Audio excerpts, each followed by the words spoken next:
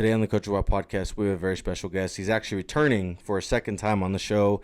If you guys listened to season 1, similar to earlier in the year, we had Coach Matt Atwood from Providence. We have a whole nother coach jumping back on the show for a second episode, and I'm very thankful for that as well. I'm not really going to talk about too much about his accolades from previously. If you wanted to know that, definitely go listen to the first episode because we dive into all of his personal accolades. But this coach was a national champ in college, as well as a multi-time state champ in high school and an All-American throughout high school, college, the whole 9 yards. So go listen to that on the episode about his why and talk a little bit about himself growing up in the state of Colorado. But on this episode, if you guys haven't listened to it, the second episode, we definitely talk a lot more about schematics. We talk a lot more and dive much deeper into the coaching side of things about that sport. And so it's amazing episodes to listen to. So without further ado, let's welcome Coach John Andreatta to the Coach Wild podcast. With the world of coaching evolving and the carousel always changing, we're going to sit down with some coaches and we're going to figure out what they coach, how they coach, and most importantly, why they got into this profession. My name is Kason Wilkinson, and I am your host of the Coaches Why podcast. That's a great question. That was my Coaches Why.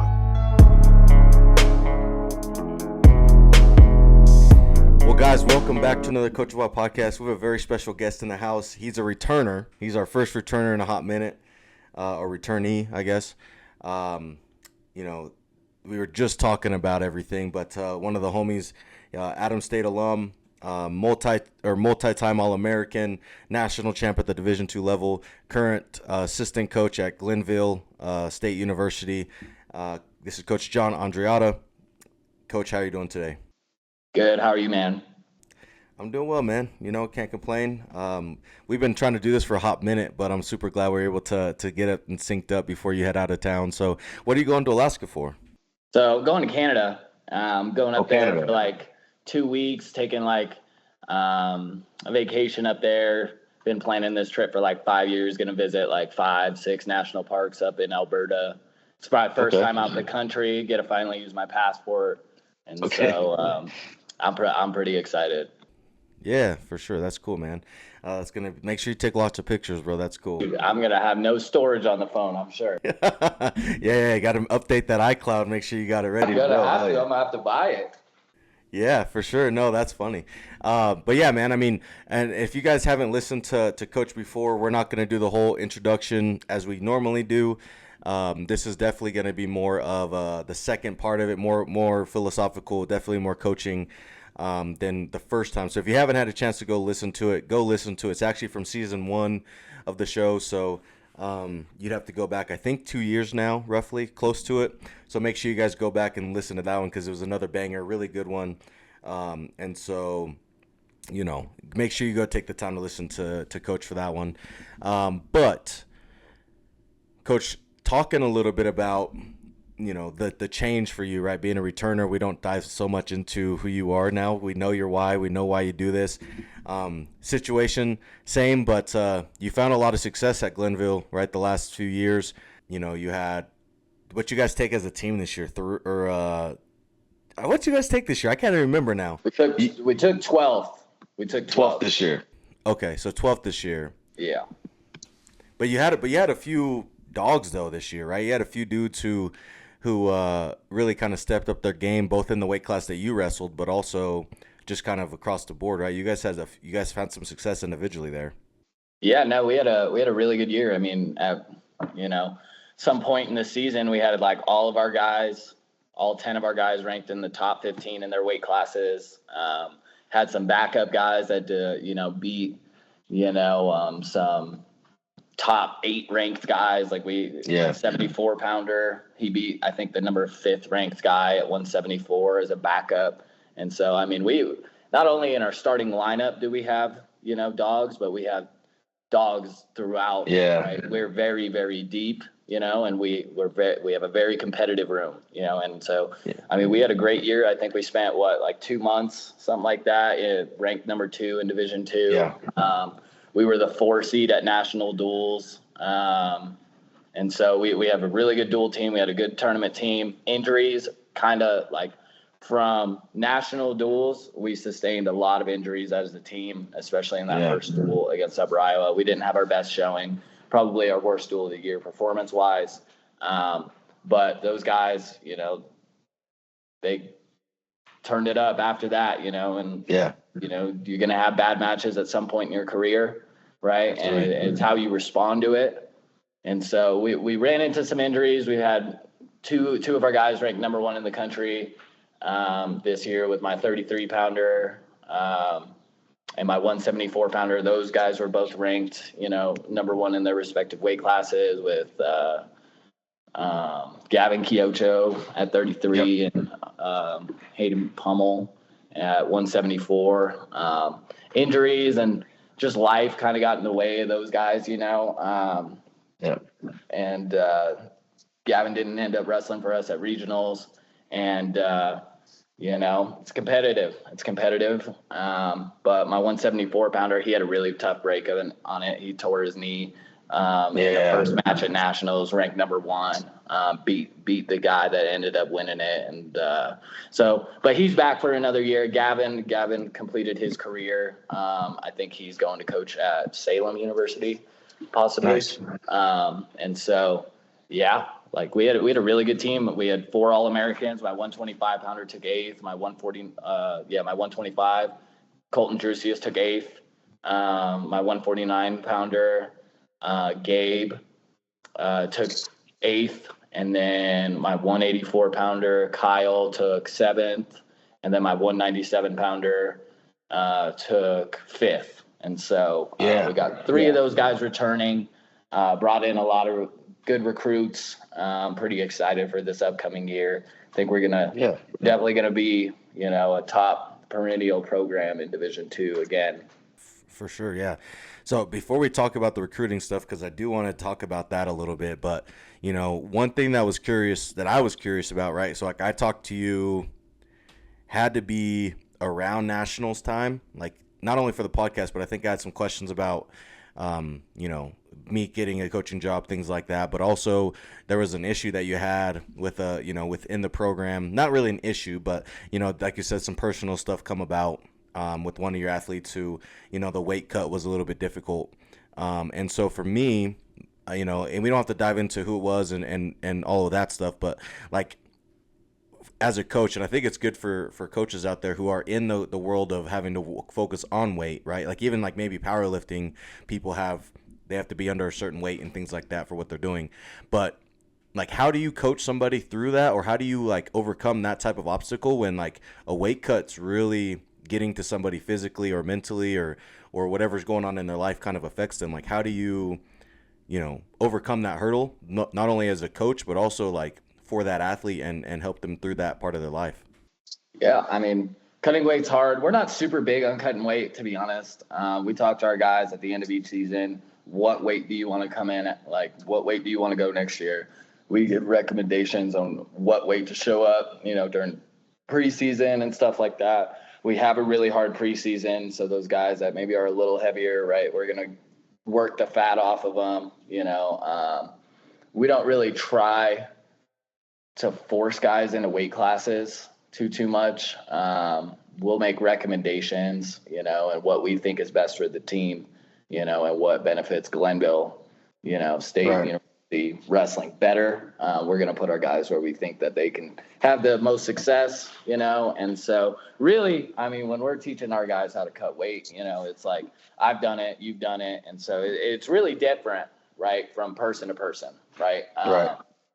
Something that worked for me, right, different, body, whatever it is, might not work for everybody. And so you really have to approach it in a way of okay, what does your body run best off, right? And so you have so many different diets, right, with keto and carnivore and all these diets, but you really got to figure that out, and figure out when your body feels great, what you're eating, and stuff like that. And so really, right, it's science at this point, right?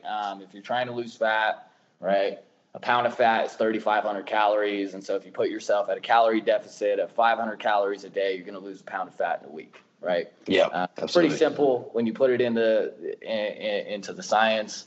of it, and we teach our guys that. But really, we're not a team that's, our guy is 15 pounds over 2 days out, right? Yeah.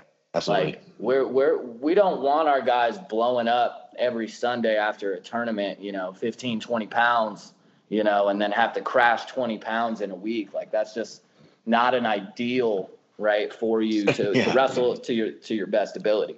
Right? Absolutely. Yeah. Right. And so we really monitor our guys' weights, throughout the week. We have certain weights that they got to meet each day, right? And the guys that are consistent doing that are some of our best guys on the team, for sure. right? And I don't think that's by coincidence, right? It's because it works.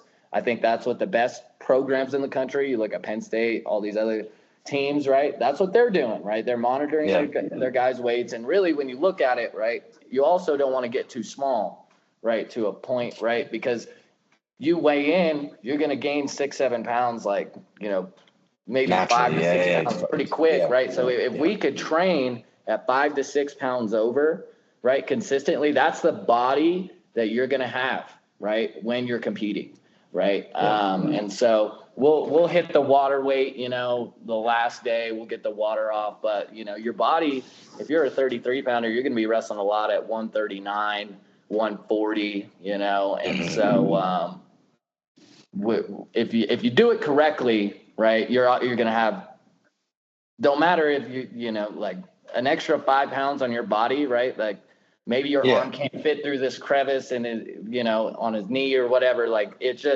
different, right? And so if we consistently put our guys in the same body that they're going to compete in, and they can train at a high level, at that weight, we're in a good spot. We'll be all right. Yeah, for sure. Yeah, I like that a lot. Yeah, I think having those mile markers or those milestones every day, every week is crucial, and just kind of helps with consistency and discipline too, right? Like making sure that they understand that there's a reason behind it, but also, like you said, there's a science behind it. And so, yeah, I like that you guys utilize that, and obviously it's worked for the guys. Like you said, if they can train at this level every day, right, it's going to really show on the mat on Saturday or Sunday or whenever you guys have that event. So yeah, I like that a lot.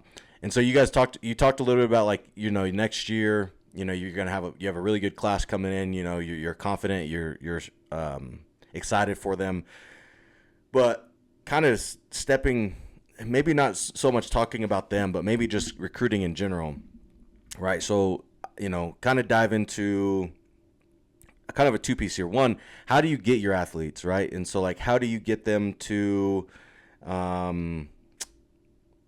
where you look for them, essentially, and how do you get them to even show interest in your program? I know winning helps, right? Being a good program helps in general, but kind of that step one is how are you finding them? How are you getting them? And then the second part of it is, like, what are some of the ways that you're getting athletes to say yes to you? Like, what, and I'm not, I know D1, if I talk to you, right, NIL is a big conversation, but kind of away from the NIL part of it, whether that's something you guys deal with or not, like, how do you get some athletes to say yes to come into Glenville over the other X amount of D2s that are kind of in that Midwest to East Coast, right, and kind of set you apart to get them to commit to you? Yeah, I mean, being in West Virginia, we're around a lot of really good wrestling states, right? You got Pennsylvania right to the north of us. You got Ohio right next to us, right? You got New Jersey right up there. You got the, Northeast, right? That has a lot of really tough wrestling. And so we've stayed pretty local, I would say. We got like one guy from Cali JUCO. Got a couple guys from California, actually. But,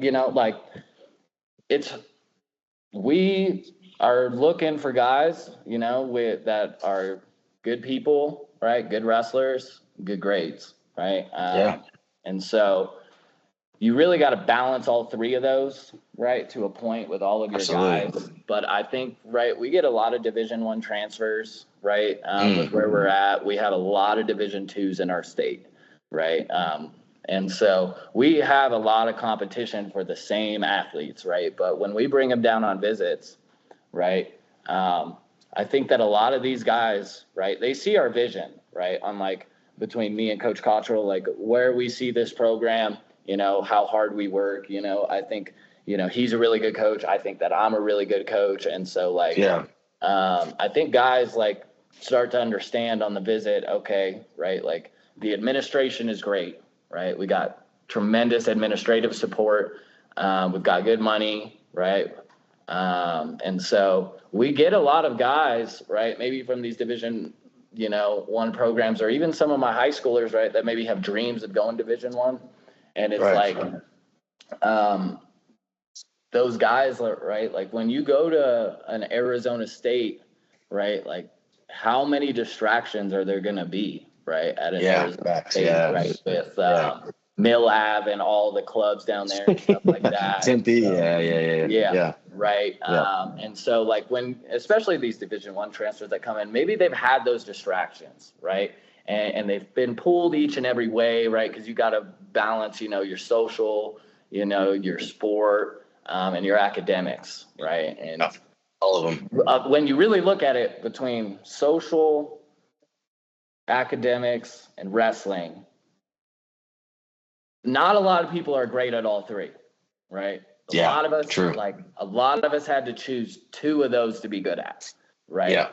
Because it's a big time commitment, right? It's a job. It's a job, right? Like a lot of these guys were paying for their school to wrestle for us, right? And so I think we really benefit from the fact that we're a tiny town. Like we're smaller than like my alum, Adam State with Alamosa, right? Like we're way smaller than Alamosa, right? We're maybe about a fifth of the size of Alamosa, right? That's small. We got one stoplight, there's one bar there. Our guys, right, when we bring them in, we tell them like, if you're looking to have a good college party experience, this ain't the place. I'm be honest. Right. You can go up to WVU, you're going to have much better time. If that's your goals, right? If that's your goals, for sure. Right. But for those guys that want to be really good wrestlers, right, and get a good education, right, and become better people, be coming through our program, right, I think we sell a lot of guys on that. And I think, like, we got a good team culture there. We got good leaders, right, and so we really get a lot of guys because they see our vision, right? I mean, we're a fourth-year program. We spent 2 months as the number 2 team in the country, right? I don't think it's by coincidence that it's because of how hard my guys work, right? How hard I work and how hard all of the, the head coach works, right? Our trainers, right? Our administration, right? We are in a prime spot with our college, with how much that they support us, from our president to our donors, right? We've got great facilities, right? Like Glenville just got approved for a $55 million football stadium, right? And so they're tearing down the old football stadium, right? Getting a whole new thing, putting a new training room in there, new weight room. I mean, for such a small place that Glenville is, I mean, there's maybe 1,500 people that live in that town, right? It's tiny, right? Small, and so a lot of our guys spend a lot of time with each other, right? Because there's not much else to do, right? Like there just isn't, right? And so like we focus on wrestling, getting good grades, right? And then like, if you're an outdoors guy, it's a great spot as well, right? There's a lot of fishing, a lot of hiking, right? You're in the Appalachians, and so like it's just a really good spot for our guys to focus in, with the college season being so long, being surrounded with guys that you have similar goals, I think is super important. And I think that even down into our backups, like those guys want to win national titles, right? And so we need every single guy to do their job, right, and do their part, right? I don't care if you're the third string guy or the fourth string guy or the ninth string guy, right? Your job is to get better, right? Get good grades, get better at the sport, right? Because then you're going to push the next guy in front of you. Like, you're going to have a harder go with him, right? And then it just goes on up the line. And so that's something like that I really try and focus on is like, I put a lot of time into my starters. Obviously you have to, right? Those are the guys out there, but like making that second or third string guy, like, you don't know, like injuries are crazy. We had a bunch of injuries this year. And so we had to have guys to slot in, and those are high caliber guys, right? Yeah, for That sure. probably would be a starter on many other programs, right? But they love the culture. They love how hard we work. We wrestle a lot, right? And so everyone really just, if they buy into our program, sometimes we run into some issues where guys just won't fully buy in, right? But if you buy into our program, we run it the right way, right? Like, he was coached really well. I was coached really well. And so, like, we have a good idea on, like, again, we're a fourth-year program and we're, competing, right? Well, you are, So, yeah, dude, like the recruiting side, it's been big, the transfer portal. We get a lot of guys out of the portal, and so just the way, we kind of make the team, right? How do you handle that? With like what? Like the transfers, like whether it's guys coming in or guys wanting to leave, like how do you handle that? It's obviously a huge topic in NCAA, like from top down, D1 through D3. It don't matter what sport you're talking about. So like obviously, like you're mentioning how you get D1 transfers, you're getting some of these guys coming in that can kind of have the maturity or just, maybe a better fit for them. But like how are you handling those people that you're getting X amount of emails for people wanting to come in, but you might also have a guy who's wanting to leave, possibly, right? Let's just hypothetically say that. So absolutely. Like, how are you dealing with that as a team to not only, handle the guys who are going to come in and make your team better, but also like maybe you're losing a guy who's already a centerpiece of your program if that were to happen, or maybe a backup who's like that backup. Let's just say that 174 that you mentioned, like, let's just say he wants to transfer, but he's a sophomore, but he's shown that he can win, right? So like, just in general, like how do you handle those type of situations and just the portal in general with transfers, in or out? Yeah, man. I mean, to be honest, we don't really lose too many, right? We've lost a couple this year, right? And I understand it, right? Some of these guys, maybe they're just stuck behind. We have a really good team, right? And if you're stuck behind a guy, if you want to be the guy, right? I completely understand wanting to enter the portal. I don't think that any of these guys are entering the portal because they hate us, right? I think that the main thing is they want to compete, and I completely respect that. I have no ill will towards those guys. I fully understand it, and I'd probably be doing the same thing, right?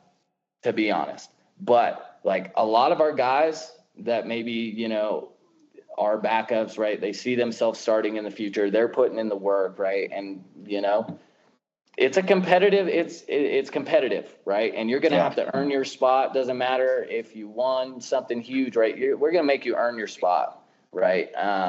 And so, like, with the transfers coming in, right, it's been big in building a new program, right? Like, I came in, year after Glenville started, right? And we've had to build it up with the portal, right? And, Dylan did a great job, bringing in a lot of really good guys, early, right? I don't think a lot of programs, I mean, he was a Big 12 champ, right? Like, he's really well respected in West Virginia. We get a lot of West Virginia kids.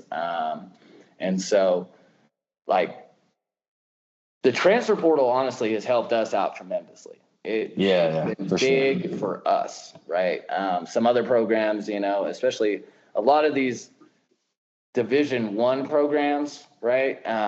Like we just see with UNC, right? You lose 2 All-Americans, right? But they also lost their coach, which I kind of understand that. And I don't even blame these kids, right? They're going where the money is, right? They're going where the money is. Luckily, at the Division II level, we don't really have to deal too much with the NIL side of things, right? Because not a lot of Division IIs are offering NIL, right? And so we don't really have to, we had 3 All-Americans this year.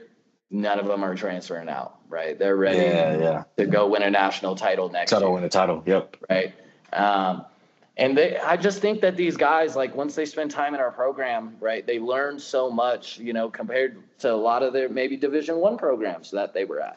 They just weren't getting the attention, like how at the Division I level, they weren't getting the attention by the coaches, right? And so then you got, me, right, Dylan, and then we had a GA this year, and Zane Lanham. He just took 3rd at the senior U.S. Open at 97 kilograms, right? Yeah. And so, like, I'm the lightweight coach, right, and then Dylan, right, middle to heavy, and then Zane was like our heavyweight 97 coach, right? And so we got great coaches, right? Like, we got great coaches, and so we really put a lot of time into our guys, right? I wish my guys would honestly use me more, right? Like I should be a resource to them, right? And I think that some of our guys, are going to put some more time into individuals this year.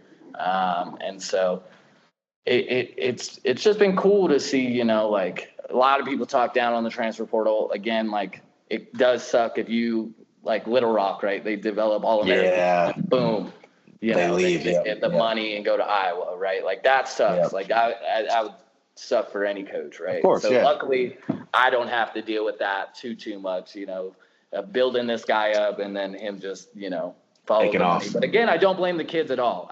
I don't blame the kids at all. Yeah. They're playing the system. That's what they should do, because there is life-changing money on the line for some of these guys, right? Sure. They don't have they don't have anything professional after to chase anyways, so it's kind of like, I can kind of understand it, like trust me, I know there's a lot of people who like, yeah, it's a very hot topic. I've talked to some coaches like you, and some other coaches who said they don't dislike it, right? If they use it properly, and some people don't, whatever the case is, but they don't necessarily dislike it, because it has helped the program or they understand the kids. But there are some that's like, I hate the portal, and so it's one of those topics where it's interesting. But I like how you and Dylan and just the program itself has utilized it to get you guys to where you are, right? Like you said, top 4, like really being ranked as high as you were, and really just finishing where you were, within a 4 to 5 year time frame is it's very impressive, and so if you guys haven't seen Glenville, or if you guys haven't just seen what they've done there, make sure you guys go and like look into them, because they wrestle, they're fun to watch for sure. If you ever a chance to actually watch a Flow event this year or anything they may have streaming, make sure you guys watch it, because it's fun to watch for sure. But you said that you guys practice hard, right? You guys have a pretty tough preseason, and you guys get them in shape, based off of whether they're coming in heavy or they're coming in where you guys want them to be or where they should be. But like, what does your preseason look like? Like from August to October, right? I guess really October's in season, but really that first, 6 to 8 weeks of the school year, what does your preseason look like? Yeah, I mean, not going to give away all the secrets, but I mean, we run our guys hard. We do a lot longer runs, in the preseason and stuff like that. And then leading into where we're, more sprint work, more stuff like that, kind of during the season. But the preseason, we're getting that baseline cardio, right? And we're trying to build up this cardio to a point, right? And I mean, it's a hard preseason for sure. I mean, I'll be honest. I personally never went through a preseason like this, because at least where I was at, our preseason wasn't to the level that we have over in Glenville. Like we really, I think our guys, right, have some of the best cardio in the country, right? I think that, with everything that we're doing, right, with our diets, everything, like we tell them early, right, like the preseason is going to be the hardest part of the season, right? Like that's the hard part to get through. And then the fun happens when you start getting your hand raised, right? And then all that stuff seems worth it. Of course. Right. Yeah. And so, I mean, it just depends kind of week to week. We're not super, right? Like Fridays are usually, timed miles and stuff like that. Getting to see, right, like time mile from week to week. Are we improving, right? Like, are we, getting, better and better with our times? And so if they are, right, it's a clear indicator, right, that they're doing the right things, right? And there's but if you maybe, they're sick, maybe, they had too fun of a Thursday night or something like that with the boys, I don't know. But then if the times drop, pretty something's going on dramatically, it's like, all right, we're going to have a talk. Why is this this, right? And so we get a lot of indicators on how our guys are living, right? I mean, I spend a lot of time with a lot of our guys, right? I run a Bible study for our guys, and a lot of our team benefits from that. And they're going to church with me, and so I've gotten to know a lot of my guys like super, super well. Not just because of that, but individuals and just like our everyday interaction, outside of practice, right? And so we definitely have a hard preseason. But like we need to have a hard preseason because we're going to wrestle a lot of matches, right? I think the best way to get in shape is to wrestle. right? Mm-hmm. Like a lot of these guys, especially like during season, obviously we do have our sprint work, because I think that's important, but we wrestle a lot, not only in the room do we wrestle a lot, but like we wrestle a lot of matches, right? We wrestle a lot of matches. And so, I mean, in my 3 years there, right, we've had 2 guys win the national leader in tech balls, right? 3 years ago, it was Cole Hauser, who's now the head coach over at Salem University, a Division II college. And then this year we had Guy DeLeonardis be the national leader in tech balls. And so, I mean, we're not only wrestling a lot of matches, but we're scoring a lot of points, right? We're scoring a lot of points, across the team, and so it's been good. It's been good to see, Absolutely. Yeah, I like that. Yeah. Having a tough preseason leading into it, like you said, like I agree. It's hard to, like, I get asked sometimes by parents or whatever, like, what's your conditioning stuff look like and stuff like that. And, it don't matter who it is, whether I was in high school or college, it's like, you don't, like, running's great, but nothing puts you in wrestling shape like wrestling. So, like, forcing and making sure that, and obviously there's times for, right, like high intense wrestling versus flow wrestling and hard drilling versus light drilling, knowing those variables at the time of year, time of season is very important. But yeah, for sure, I like that. You guys have kind of found some secret, found a sauce, right? That works with what you guys are doing. So I like that. So what's your what does a typical practice look like for you guys on,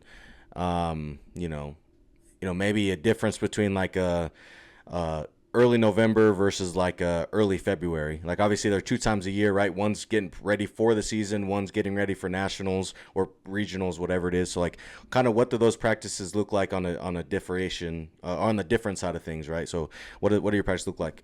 For sure. Definitely our practices are a lot harder, right, in the Novembers, and stuff like that. Like we get in there, we kind of get a little bit of a warm up, get into some drilling, go over, some, early November, right? Like if we're having practices there, we'll just have like general technique, right? We're not doing too much with, where was I going with that? But essentially, like with, the November practices, they're harder, they're longer, right? Versus like, let's say week out from regionals, right? You're not going to want them to wrestle 45 minutes, the week of regionals, like, hey, you got to go into your taper, right? And so, and that's different, right, from different guys, right? Like we have some guys, right, that like they need, to wrestle hard. And that's what I kind of had to learn this year with some of our guys. Like they liked wrestling a little bit more, than some of the other guys, right? And so you got to have flexibility as a coach, right? And be able to know, like, is this a detriment for this guy or is it not? Or, and that's a part of coaching. It's learning while you're going. You're going to have different teams every year, new guys, right? And so it's really the way we, we wrestle a lot, right? We do. In practice, we wrestle a lot. And so like our guys are like super conditioned to a point that like wrestling 40 to 50 matches a year, their body is conditioned enough, we had to, again, this year we did, I don't think it's because of our training. We just had some freak accidents kind of happen this year. I mean, on top of that, like our trainer the last 2 years, I mean, he was great. Jordan is incredible with keeping our guys healthy, right? A bunch of our All-Americans were dealing with stuff, right? And they still ended up, not 100%, but pretty dang close, right? Yeah. So he's been, key in our program, having him, keeping the guys healthy, right? He was a wrestler. He wrestled in high school in Iowa. He did his schooling at Northern Iowa, was the assistant trainer for the UNI, right, wrestling program. Okay. With Ken Kaizen and Coach Schwab over there, right? Yeah, so he knows. So he knows. Right? Right? Like you could come into him and be like, yeah, I was in on this head inside single. He went whizzer. My shoulder went this way, and he's going to know exactly what you're talking about, right? Yeah, so, that's cool. Like having that has been really nice, and having trainers and like, again, all of our supporting staff around wrestling, they've been around wrestling, right? Like they understand bought it, in. right? Because like, wrestling is completely different from every other sport, right? And so if maybe an injury in basketball only takes 2 weeks to heal, but in wrestling, you really need like 4 weeks, right, to be back. And the trainer has to know that, right? And he does. And so he's been key to our program, especially the last. That's awesome. And so, I mean, again, just all of the support staff around our sport, right? Our AD loves wrestling. I live with my AD, right? Like, I have a great relationship. That's impressive. Yeah. Like, I have a great relationship with my AD, and so it's just that's awesome. Everyone around our team loves the sport. We have so much support, and it's really cool. Glendale, it's a basketball town. It's a basketball town, and that's what it's been, right? I mean, we had who's the coach for the Celtics right now? Dude. Oh my goodness, bro. Let me look. I'm about to look it up because I'm about to be pissed. Yeah, Celtics coach. Let me look. I want to say, Joe Mazzulla. Joe Mazzulla. There you go. He was our assistant basketball coach back in like 2012, right? Oh, that's impressive. Yeah. Okay. Like, he was our assistant coach back in like 2012, and then he went to Fairmont, and then he went to the G League, and then he came back to Fairmont as the head coach, and then he was, on the Celtics, right place, right time, like, people got fired, he got put right in, he wins an NBA title, right? And so, like, it's a basketball town. Our women's program won a national title in, I think, 2022, I think. And so, like, it's our former women's basketball coach, she's the head coach at University of Tennessee, with the Lady Bulls, the most storied, right, college basketball program in the country, right? And so it's a basketball town, right? And now that we're having a lot of success, and, like, we're definitely the highest ranked team on our campus, right? Like, we're getting a lot of the support, and we're trying to get the community, involved in that. And we're getting well received for That's sure. awesome, bro. Received.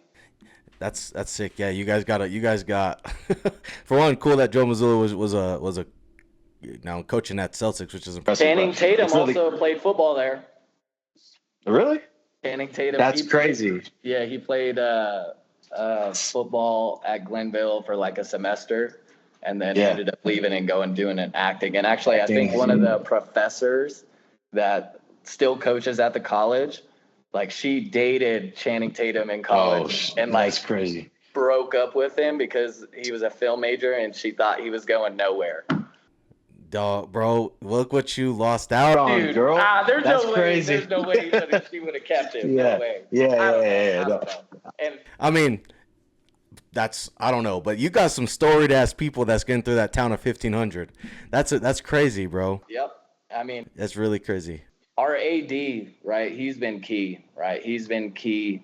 He fights for us in those board meetings, right? We get a lot of support, from him. And he's been on the front lines fighting for us, and we really appreciate him and love him, for that. And he's a big reason why we're having the success we're having. If you don't have the right AD behind you, right, it's going to be really, really hard to be successful. If they're not investing in you and giving you, the resources to be successful, it's going to be really hard. It's going to be really hard. Yeah, I 100% agree. Yeah. Having that supporting staff in general across the board, right, from top down is important. So I love that you've experienced that, and it really makes a difference no matter what you are, college, high school, like even professionally, having a good GM and VP and all that stuff like really matters, right?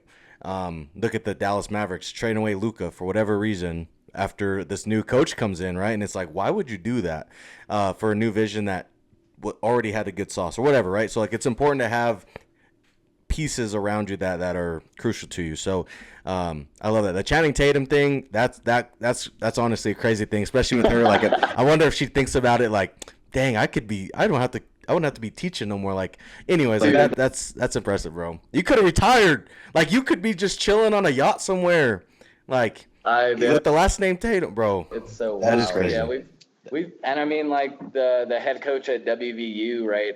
I don't know where he coached at before WVU, but he's the football coach back at WVU again, right? Yeah, Big back 12 is, yeah. program.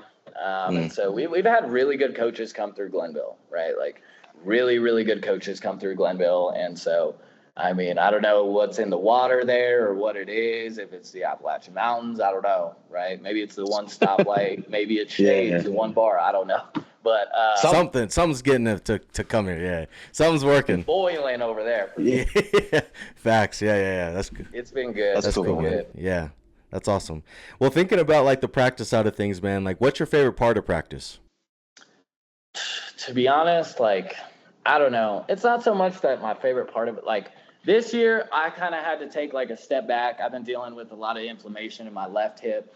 And so this was the one of the first years of my life that like, I mean, I kind of took a break from, May to like almost January, right? Of where I really wasn't on the mat, and so that was really hard for me. That was really, really hard for me because I love wrestling. I love to wrestle my guys. I still like competing in the room, and so I like wrestling with my guys, but some of the most joy that I've had in practices is teaching them stuff and seeing them apply it in those live situations and getting it right and seeing the joy on their face or, they're screaming out new move, or stuff like that. It's just a really good culture that we have there. And, I don't really have a favorite. I just love, like, it's my favorite part of the day. Practice overall, is my favorite part of the day. Like, between the paperwork, the recruiting, everything, like I love going to practice, and it doesn't feel like I'm working, right? Like, it's a job that I want to do for the rest of my life, and I can't see myself doing anything else. And so God willing, right, I'll be in this sport till I'm 85, Yeah, for sure, yeah. Well, how did that affect your weight? Because I remember last time we had our show, we talked. I was huge. I think you were saying you were like 170 or some high ass number. I was like 175 that first summer or that first year at Glenville. And so like I was a 33 pounder, right? And I made that weight in March.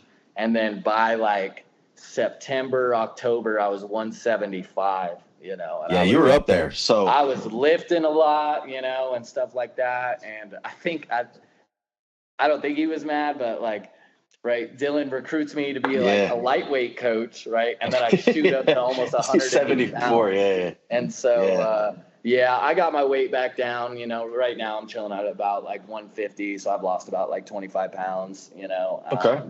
I mean, that's partially due to some of the supplements I take, with like different stuff, dealing with my hip and stuff like that. I've lost my appetite. I don't eat a lot. I'm lucky to meet my calorie, thing every single day. For sure. I spend a lot of my time like fasting, right? I'm still pretty lean, right? Just because I spend a lot. Like, what time is it now, right? It's 12:23, right? And I haven't eaten today. I'll probably eat a little bit after this. So I spend a lot of my time fasting, and so that's really, affected my weight. But I'm at a good weight now for, coaching up my lighter weight guys and giving them a good go and more realistic go, Yeah. I just thought about the weight thing because I remember we talked about that, but obviously you not being able to wrestle for 6 months or however long that was, how much that affected you. But yeah, I respect it. Now you're back to where you were, more realistic where you are. So that's fair. Okay.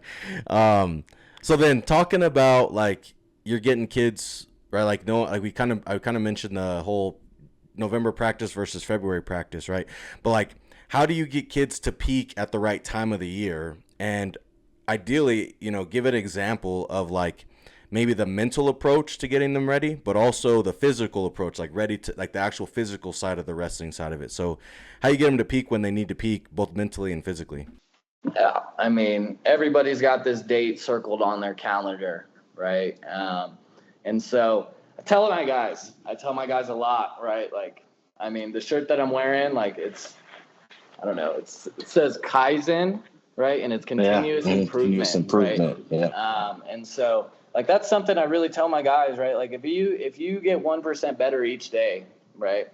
From November, right, to nationals, you're going to be a completely different wrestler. If you get 1% better every day, right? And that's our goal, and then leading into that, right? They're doing the right things during season, right? Because there's this thing, It's called the rule of thirds. I'm sure you've heard of it, right? A third of the time you're going to feel great. Third of the time you're going to feel okay. And a third of the time you're going to feel bad, right? And if that's your training and that's how you feel, you're doing the right thing, right? Because again, not every practice you're going to feel great. There was multiple practices where I went in there and I was like, dude, I don't want to be here, right? I wasn't motivated to be there, right? At all. I had zero motivation, right? But I had discipline. Right. And I knew that these practices are going to be the important ones, the ones that you don't want to do, and you still go in there and you get a great practice in. That's what makes champions, right? That's what makes champions right there, is being able to fix your mindset to really approach the sport, especially on those days that you don't feel great. You don't feel great. You don't got a lot of energy, but you still find the will, right? And so, yeah, a lot of our guys, right, leading into, regionals and nationals, right, training dials down. Not going to give too many secrets away, but training, gets shortened, with the practices and stuff like that. Our guys, focus a lot on rehab, feeling good, and that's the time that you want to feel good, right? You want to feel good.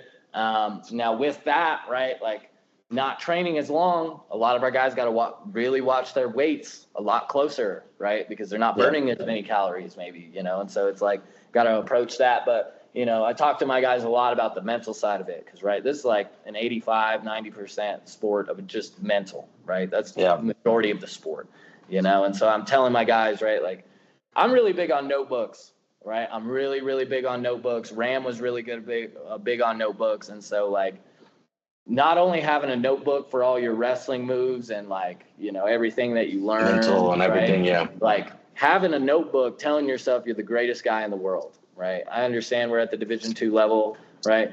And I probably was never going to beat, right, somebody, I don't know, you guy Russia, right? Like, but in my head, right, like at the Division II level, even I was like, I'm the baddest dude in the world, right? And so, like, I tell my guys, right, because if you lie to yourself, maybe you don't even believe it, like right now, right? But if you constantly tell yourself, right, that you're the best, it's eventually going to start to sink in, right? And you're going to have a lot more confidence. Confidence, right? Absolutely.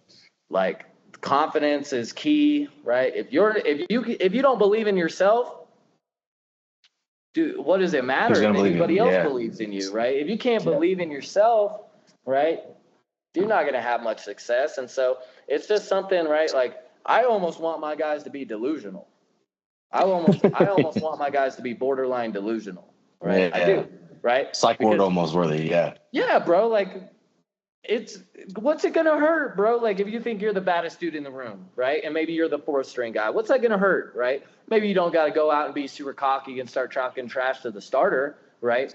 But, like, when you wrestle and act like it, right? You're eventually gonna start to believe it. Right. And then that's just going to inherently help your wrestling. Right. Because you're more confident in yourself. Right. And so we really focus on the mental side of things. Right. A lot of guys. Right. They go to the regional tournament. They go to the national tournament. Right. And I even saw it like my freshman year. Right. Like when I competed at the national tournament. Right. I was a blood rounder my freshman year of college. Right. I didn't have that same belief in myself that I had like the year after, right? I really fixed my mindset. I was a 125er, blood rounder, and then I moved up to 33, and then all of a sudden, like, something changed in me to where I had that's when I started keeping a notebook. I'm telling you right now, that's when I started keeping a notebook, and my confidence just went through the roof, right? I had literally sticky notes everywhere. I wrote every single day that I was going to become a national champion, like 700 days before it even happened, right? And so, like, I just kept convincing myself, right? And then 2 weeks before nationals, right, I'm in the training room, right? I'm in the training room, and then this cross-country kid comes up to me, kind of start talking, and I was like, yeah, bro, like, I'm going to win a national title in 2 weeks, right?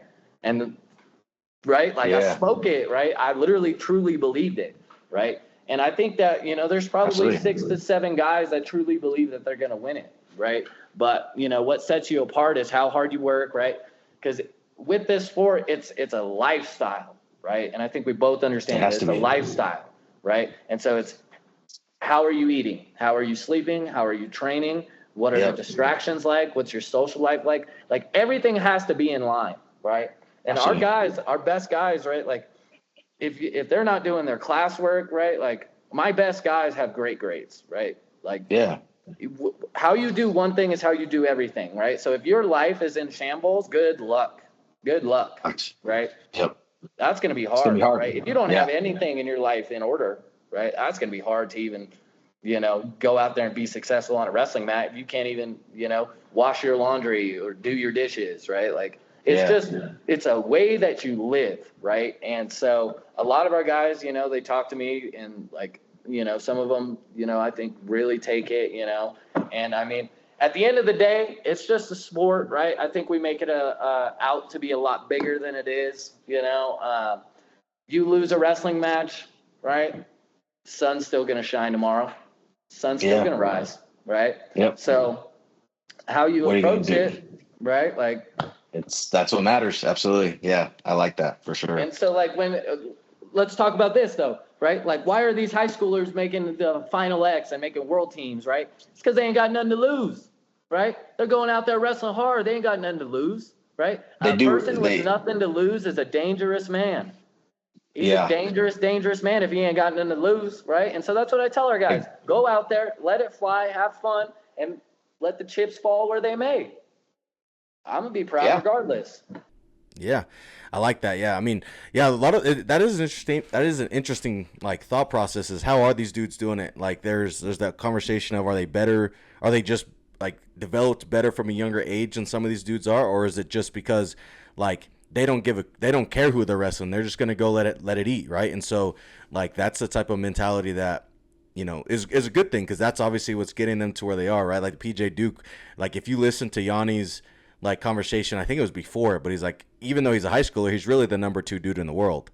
But I'm not gonna wrestle him like he's a high schooler, right? And PJ said, after the first match, he's like, yeah, I got this dude. Whether he actually thought he did or not on paper, he was like, I'm gonna go out there and let it eat, because who cares? I'm here. And so like, yeah, you're right. The mentality of it is just go have fun, go wrestle, and like you said, we win, we lose, but we're back at it again tomorrow. Yeah, absolutely. And so I like that. Yeah, that's fair. And I mean, I think our guys understand that, right? And I think our guys understand, like, if they wrestle hard, they have a good attitude and effort. How can I be mad, right? You lose maybe a 9-8 match, but you wrestled your butt off. I'm not going to be mad at you. You wrestled your butt off. Let's fix those mistakes that you maybe had, right? Absolutely. During it. Yeah. But like, if you wrestle hard, you got great attitude and effort, bro, that's all I wanted as a coach, right? Yeah. That's all I want. Could have been your best match of the year too. Like, you could have wrestled great the entire time. It just didn't fall your way, Totally. So like wrestle your way, and in your case, right, wrestle Pioneer way, and don't wrestle to lose, right? Because that's a mental approach. So yeah, go let it eat, bro. And that's what my thing is I've told high school kids, and that's what I tell, this group of athletes is like, like, we're going to go out there and I don't care what happens out there. We wrestle whistle to whistle. We wrestle hard the entire time. If we lose, we lose, but we're going to go out there and we're going to be aggressive, intense, and we're going to, outpace them ideally, right? Our pace is going to outpace them. And, if we do all those things, we do it our way and the right way. If we lose, we lose. But, we're not going to change how we wrestle because of somebody else, right? And I don't care if it's in Final X terms, I don't care if it's Yanni. And I don't care if it's this person's record shows 4-34. Like, I don't care. We wrestle the exact same way every time, and we win some, we lose some. But yeah, it's all about a mental side and having that. But a lot of it is the buy-in, right? Like, we talk about buy-in, and we always talk about buy-in. I don't care what you're talking about: high school program, middle school program, college program, professional. Like, how do your athletes buy in, and how well of that? How do I want to word that? It comes down to how much your athletes buy into what you're talking about. And a lot of it is just your coaching and how consistent we are to show them, like, hey, I'm bought into what I'm doing, so we need, you need to buy into it. And the more people that buy in, the better that culture is, right? And the better everything down the line becomes. So it really just starts from buying in from one thing as a coach, and then buying into your own vision, and then it works its way. And I think our guys, like, understand, right? Like, I'm in there wrestling with them. I was in there kind of lifting with them this year. I'm dealing with some injuries and stuff like that. I'm not going to run. At least me, where I'm at, I've paid my dues. I think my guys understand I paid my dues, and they understand that they have to run, right? Like that's a part of it, right? And so, but like we're doing everything with our athletes, right? We do like we're training. We ain't even got nothing to train for, but we're still training. We're just doing it. Better. Yeah. I'm trying to become a better wrestler. I'm trying to become a better coach, right? And so, what happened there? I don't know, but that was congratulations. Yeah, that was God talking to you. Yeah. I don't know what it was. This maybe? What the hell? I don't know. That was I don't know. God came and talked to you there. That was he said you're right. Like, whoa. Yeah, that's funny. But yeah, dude, like our guys like see us doing the same things. Like we're wrestling the same goes, right? Like we're doing the same thing, right? And I'm like 26. The head coach is 30, 31, 30, something like that. Sorry, Dylan, if you're listening to this. I think you're 30. But yeah, dude, like we're super young, right? Like we're hungry, right? We wrestle with our guys all the time. And so like there shouldn't be a reason not to buy in. There shouldn't be, right? You got your coach doing the same workouts you're doing, right? We've done it. I'm not asking my guys to do anything I haven't already done in my life, right? Right. What is going on, bro? I think it's when I did. Maybe it's when you tap. I don't know. I've never ever seen this, bro. Like ever. I'm not even gonna lie. I've never seen it on like FaceTime. I've seen it on like FaceTime. Yeah, maybe. Yeah, I don't know what the heck's going on, bro. But I'm very something handy. You're doing over there. I talk with my hands a lot. I'm very Italian in my way of talking. Yeah, it's the last name, bro. It's the last name. The hair. It's picking up on you, bro. It's picking up on you. That's funny. Yeah, that's crazy. Anyways, yeah, like I don't know. It's crazy because I talk with my hands too. Like I watch a lot of these episodes back, and I'm like, dang, I'm here, like everything. Like I'm talking with my hands too, clearly doing this, and I've never seen that happen. So, I don't know what it is, bro. Yeah. But it's working. It's adding some extra pizzazz to the video, bro. Yeah, it's getting some extra hype in there. No, that's cool though. Like we're not doing anything we haven't. You're not doing anything we haven't already done, and so. Speaking of like things that you've done or maybe, that you implement in your practices every day, I guess the good question that I like to ask in this is like, what drill, and I think this is good for all levels, but, you run camps, you do things, right? Like you're involved in the sport in pretty much all facets except for club wrestling, at least without knowing, but you're pretty much in all facets of the sport. So like what drill or program should athletes or coaches be using every day in the sport of wrestling? I think it's just really important to watch wrestling. I think that not a lot of people watch film. I think that it's super important to watch guys that are way better than you wrestle, right? And so I'm lucky, like the way I'm able to learn, right? Like I can watch a guy do something and I can go do it, right? Not a lot of people have that. And so like I pick things up super, super fast and I focus on maybe like if a guy's showing a move, right, I focus on like where his feet are, right? And so when he's showing it 3 separate times, I'm watching 3 separate parts of his body, right? Yeah. And so like I'm able to break technique down to a point that like makes sense for me, and like I really like focus on all these small details, right? And so like I think it's just super important. Like I watch a lot of the Russian national championships, the Asian championships, right? A lot of international wrestling, Japan, right? Like those guys. Yeah. And so like watching guys, right, that are just way better than you at wrestling, and if you can implement some of their, techniques that they're doing, right? I just think, it's just crazy with like how these high schoolers are able to compete, right? Like you can literally get some of the highest level of technique right on your phone, right? Back when you were wrestling, even back early when I was wrestling, right? Like it was very, very hard to find good technique. You'd have to go seek out DVDs, VHS, right? Collat was like the only one that was doing it like back in the day. He was the only one that was like consistently putting stuff out was Collat. So, I agree. It was difficult. Yeah. Me and my dad would go and watch like on the downstairs computer, right? We'd get on the computer and we'd load up a video and we'd watch it, and then we'd go up to my room because he got me a mat, and we would just drill it like in the mat in my literal bedroom, right? And so Yeah. like I had practices in my bedroom and stuff like that, and trying to implement like a lot of these techniques, and stuff like that. And so I legitimately think that one of the best things that you could do for any of your athletes is to just have them consume, right, wrestling. Right. Mm-hmm. And whether it just be, like I used to listen to a lot of those like motivational videos, get my day started that way. Yeah. Like I used to listen to a lot of those, kind of mindset, but I used to watch so much. I still watch so much wrestling, right? I do too. Yeah. The sport is constantly evolving. And so like, you got to constantly be willing to like evolve as not only an athlete, but as a coach, right? Like you got to be willing to take, put in the work to really improve yourself, to really understand these certain positions, right? Like, I mean, I agree.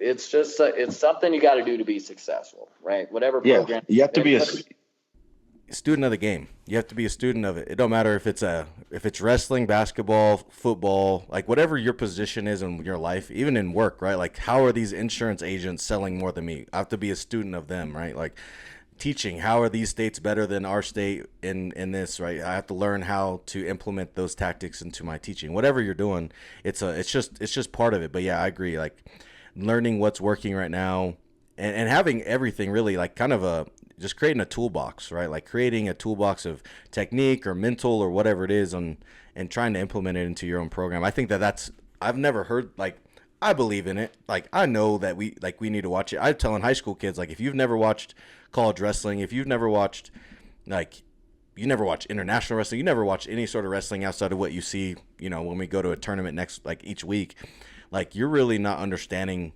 what wrestling is, in my opinion. Even if we have some top dudes, like, in the state, that's great, but, like, that's not really showing you what you can be or what wrestling could be. Like, we had some, like, and I'm not even taking away from some of the dudes, like, we've had, like, there's plenty of dudes that are in our state that are going to go D1 or have went D1 over the last few years, and, like, don't get me wrong, those matches are great to watch, but, like, they're not PJ Duke in high school, right? They're not Jax, they're not Bo, like they're not some of these guys, right? They're not Zapita.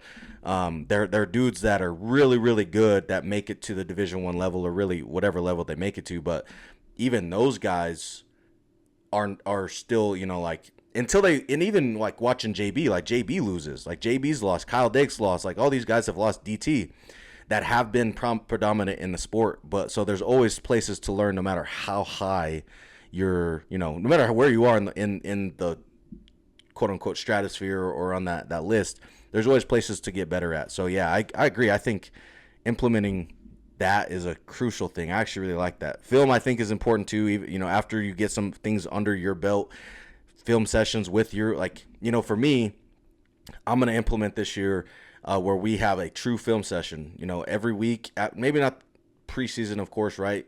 Maybe we might have some like homework, but truly after we start going to some events, every Monday we're going to watch your film. We're going to see where we need to work on, right? And that's how we're going to base our individuals for that week, or based, whenever we have those individuals, that's what we're going to base it on, right? Is what we worked on, what we think we need to work on individually. So I think that watching high level wrestling is important, and it's fun too. Like if you don't like watching wrestling and you're a college wrestler, like, I don't know. Like, yeah. Like, I don't know. Reevaluate what you're doing. Yeah. Yeah. And, it's hard because, like, I know there's people who, like, they watch, like, I've talked to some coaches who, like, they like watching basketball, but they're not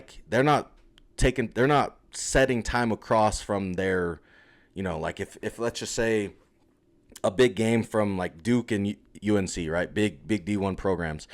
Like, but if they have something else going on in their life, like, they're not taking time to, like, no, I have to watch this game type of thing, right? Like, even though it's a big event, they're not going to take the time away, which I'm not saying you have to, but, like, being a fan of it is crucial. So, like, maybe not, if you have stuff going on in life, you have things to do, like, don't prioritize that, in my opinion, over what's necessary in your life, because obviously watching this versus actually doing something in your life is, they're two different things. But if you're not doing nothing, if you're just chilling on a Wednesday night, all right, or like even like, hey, should I go out tonight being Thirsty Thursday, or do I need to go out, or can I just sit here and watch like the first day of Fargo or first day of World Team Trials or whatever, right? Like those type of things, will take you far. So I like that. Like, yeah, implementing wrestling into just a watching, being a student of the game is a huge piece of the puzzle. I think that people overlook.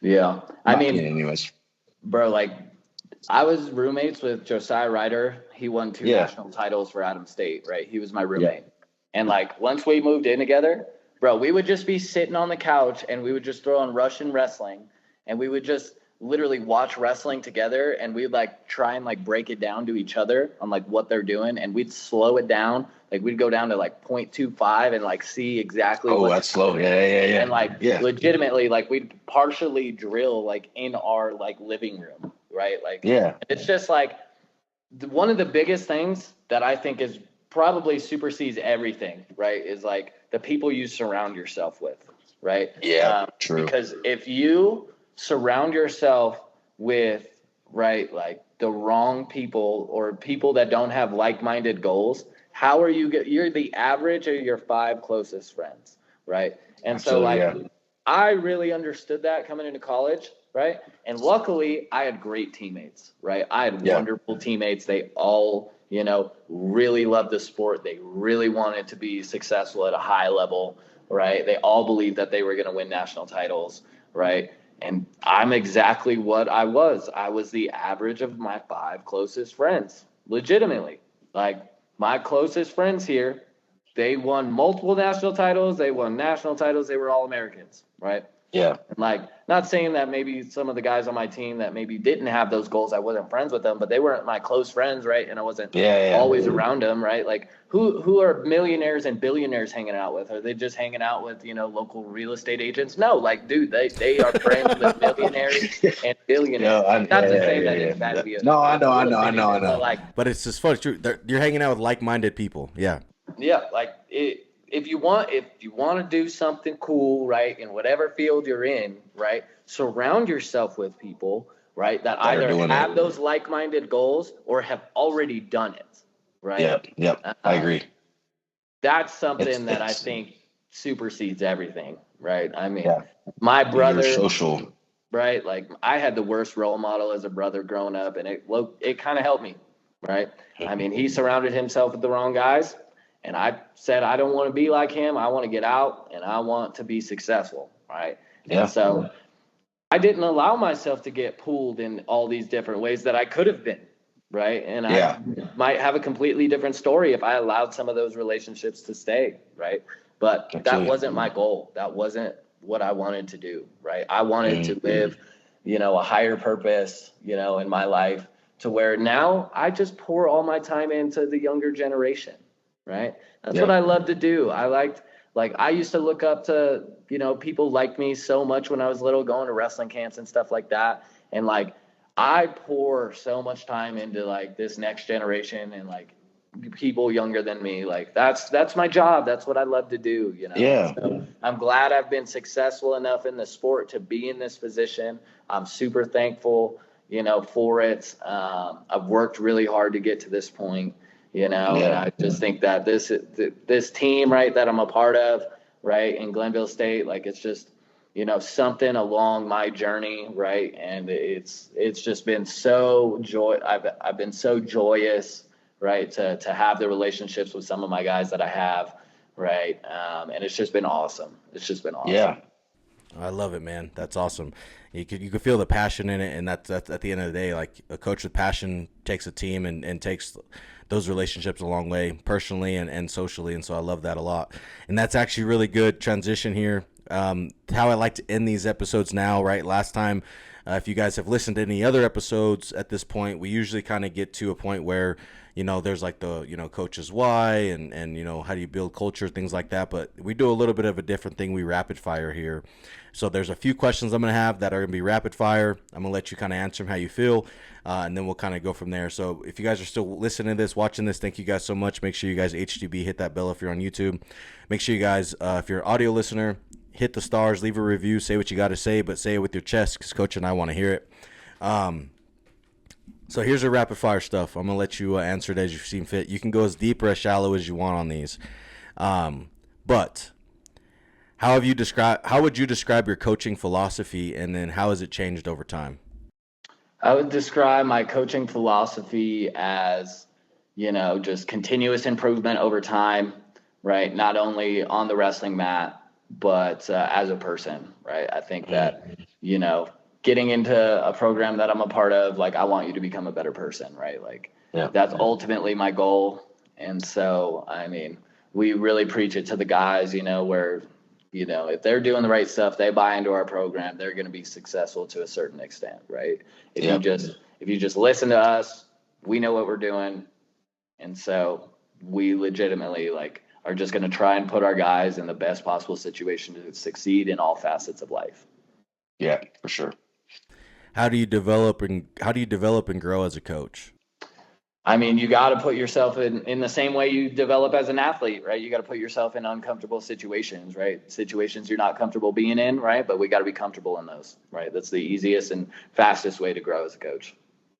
Absolutely. So who's the toughest opponent you ever faced as a coach and why? So toughest team. And you can actually answer this in 2 feet. I never thought about this way, but you can answer it. When you were an athlete, who was the toughest athlete you ever faced and why? And then now as a coach, when you go duel somebody or whenever you face a team, who's the toughest team that you've faced and why is it? So he wasn't an athlete at this time, but when I wrestled for Colat, he was by far the best guy that I've ever wrestled in my life. Like, he legitimately, I came in like 30 minutes before to play spike ball with some of my teammates at Campbell. And then this fool comes in and just starts bouncing, right? He's like literally walking intensity. Like, that's the only way to describe this man. And then he's like, Andreatta, me and you. And so then he beat the brakes off of me for like 30 minutes. And then he stopped and told the whole team, we had like 60 guys there, all right, start jogging. And so I go to start jogging, and he's like, nah, we're not done. And then another 15 minutes, I got my butt kicked. Felt like I never wrestled a day in my life. And at that point, like, I'd beaten multiple guys on the top 20 on the flow board. Big list. But it felt like I'd never wrestled in my life. And so he was probably like one of my toughest opponents. Now, as an actual athlete, probably it's either got to be between Michael McGee from Arizona State or their 25 that took second to Spencer Lee. Oh, Figueroa? Brandon Courtney. Oh, I've only ever been tech-balled in folk style one time. I've only ever been tech-balled one time, and this was when I was a freshman in college, and Brandon Courtney beat the brakes off of me, for sure. Yeah. Wish I would have wrestled him a little bit older, but he was really good when I wrestled him. For sure, so, those are the two. Michael McGee was really, really good, too. He pinned me. And so in the second period, he was so fast. Oh, goodness, he was so fast.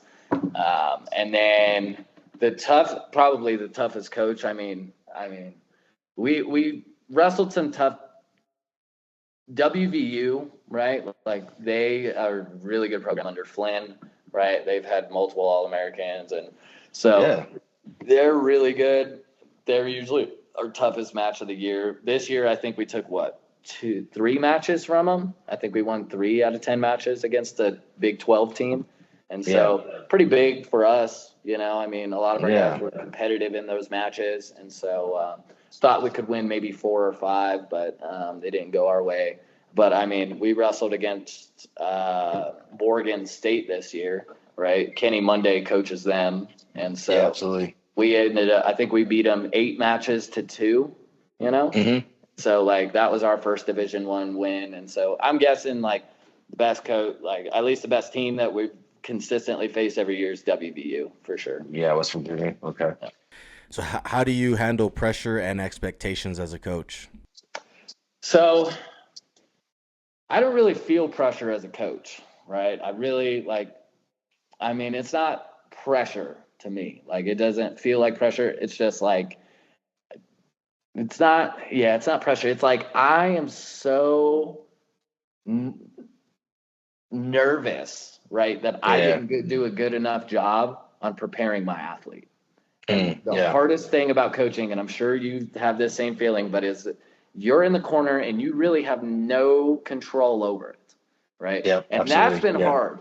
That's been so hard for me, right? And I've seen my teammates, right, go out and, I've been on the side, but it wasn't really that I was nervous for them because I knew, I used to live with them. I used to train with them. I knew that they were ready, right? And so, like, Yeah. I only get so much. I like to think that I know my athletes pretty well, with how they're living outside of their life, but I only have so much, of an idea, But I think we're doing the right things. I think that our success has shown that we're doing the right things. But really, like,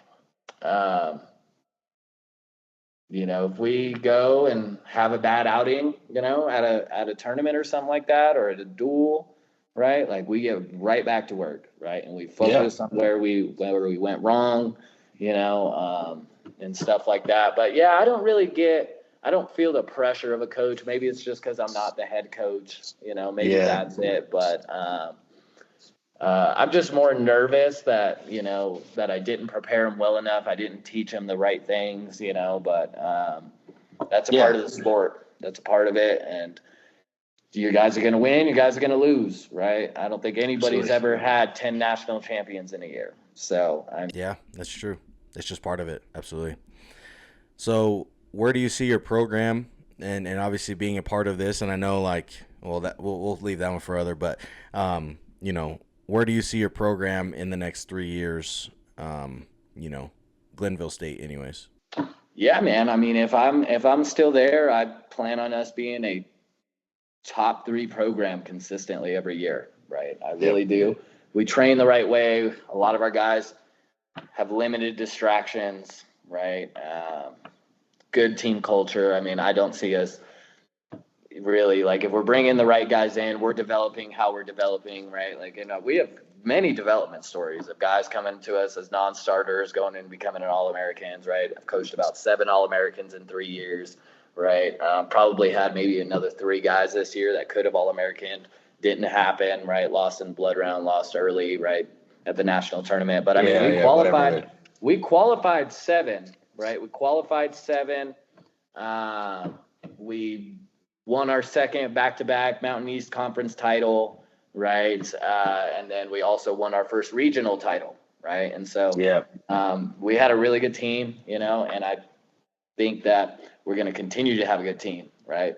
If I'm still there, if I'm not there, depending on who is there, right, don't matter, right? I think if the right leadership is in charge of that program, there's no reason that program should not be successful. Absolutely. So what's the best piece of advice that a coach has given you?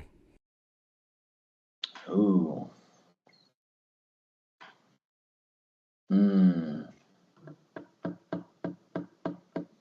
Tough one.